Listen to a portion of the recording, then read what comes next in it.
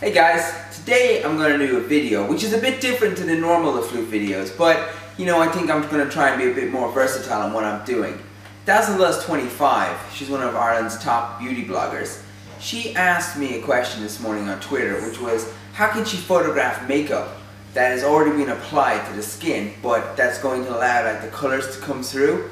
And that's something I've seen, which is I've seen a lot of people who've taken little sort of candid photographs and the makeup might be lost in the photograph, and the only way you think to overcome that is to spend like tons of money on really expensive high-end equipment. But you can actually create a lot of beautiful effects using very, very low-end equipment.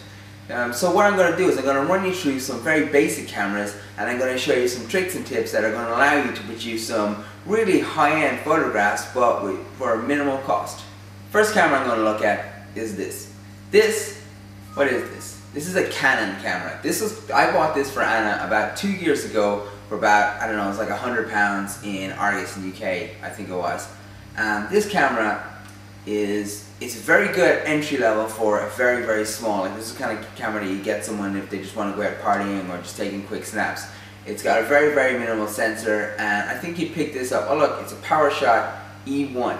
You pick up a PowerShot E1 for maybe like €100 or even like 50, 60 euros. They're not expensive. What is really good about this Canon camera is that beneath the lens here, it has a macro.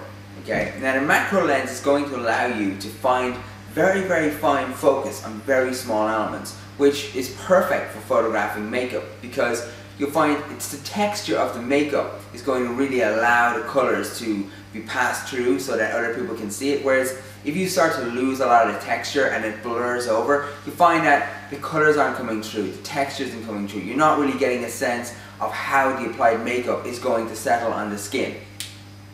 When using this camera, make sure to always activate a macro. A macro setting is a setting, you'll see it kind of looks like a little flower, and if you click on the little flower on your top screen, you'll actually see a little macro icon.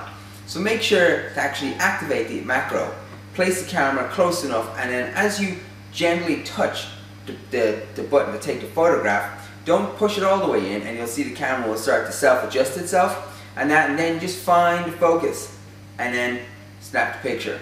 A lot of people now are becoming more media savvy, and especially when it comes to bloggers and people that are using YouTube, they're more aware that the entry-level stuff is fine. You know, it is perfectly fine. You can blog and log and vlog for as much as you want with this particular equipment. If I take this camera again, okay, and I turn on the flash and I take a photograph of the makeup, okay, more than likely what's going to happen is I'm going to overexpose the shot and I'm going to lose all the detail of the makeup.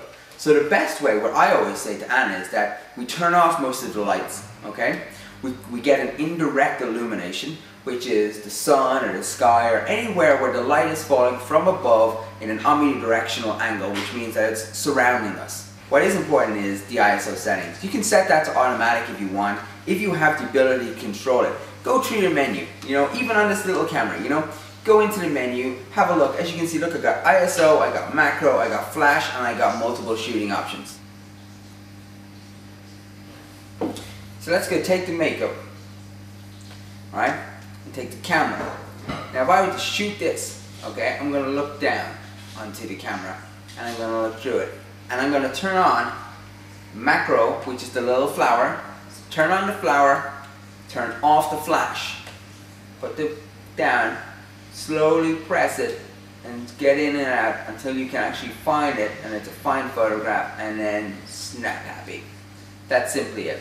Photograph is taken. The other thing, of course, is lighting. As you can see, for example, on my face right now, 2 spots, 1 fill, and an indirect source. So how that works is, let me just show you. If I were to soften the light on my face, that's what's going to happen there. Okay? That's no good.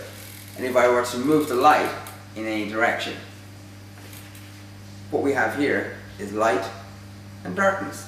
That's no good. So it's the same concept when you're shooting the makeup. When you go to a room and you hold up the makeup, okay, we've lost all the detail. So let's draw the light back in again. And as you can see, straight away, it's lit up beautifully. Okay? Now, you don't need to spend a lot of money to create that kind of a lighting effect. So we've taken our camera, we've gone to the ISO settings. We've brought the ISO settings up as high as they allow us to do it in a low light situation. We've gone to the f-stop. We've opened the f as low as we can. For the moment, play around with the ISO settings, play around with the f-stop, try the macro out if you don't already know about it. It's wonderful. And, you know, post some comments of any question you guys have. Don't forget to check out the blog, lefloof.blogspot.com, for some photographs, and you know, hit me up on formspring.me/Jonathan Jolie, twitter.com/Jonathan Jolie. You can ask me any questions. If there's anything more specific in this video you'd like me to cover, you know, I'm not a makeup artist. I'm more of a digital media expert, so my obviously understanding is within a more technical direction of how to actually use the equipment, not so much in the makeup or how to apply it. But I hope this was helpful. See you guys later. Oh, don't forget, subscribe and rate.